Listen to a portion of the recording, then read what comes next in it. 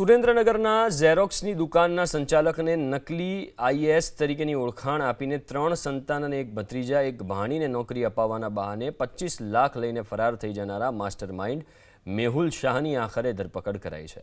રાજસ્થાનના ઉદયપુરની Gitanjali hotel and રિસોર્ટમાં 3 મહિનાથી manager તરીકે કામ કરતા હોવાની જાણ થતાં પોલીસે ઝડપી સુરેન્દ્રનગર લાવી કાર્યવાહી હાથ ધરી। નકલી આઈએએસ તરીકેની ઓળખ આપનાર આરોપી મેહુલ શાહ અને તેના સાગરીતોએ ગુનાહિત કાવતરું રચી નજીકના સગા મહિદીપસિંહ જાડેજાને પોતાની ઓળખ મહેસૂલ વિભાગના ડાયરેક્ટર તરીકે આપી હતી। તેમણે ગવર્મેન્ટ ઓફ ઇન્ડિયા, ગાંધીનગર સચિવાલય, રેવન્યુ ડિપાર્ટમેન્ટ લખાણવાળું નકલી આઈડી કાર્ડ પણ બતાવ્યું હતું।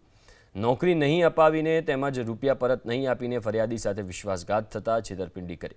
7 મહિના બાદ છેતરપિંડી અને વિશ્વાસઘાત મામલે નાસ્તા ફરતા આરોપી મેહુલ શાહને રાજસ્થાનના ઉદયપુર જિલ્લાના ગીરવા ખાતેથી ઝડપી પડાયો છે અને सुरेंद्रनगर लावीने धोरणसરની कार्यवाही हाथ धरवामां आवी छे।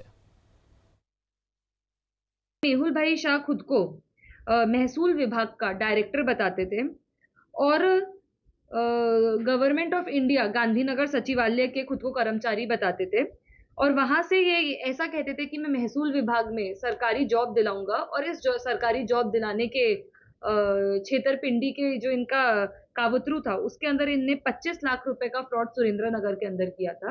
तपास दरमियान पता चला कि इनने इसी तरीके के काफी फ्रॉड वाकानेर, मोरबी जिले के अंदर भी किए थे।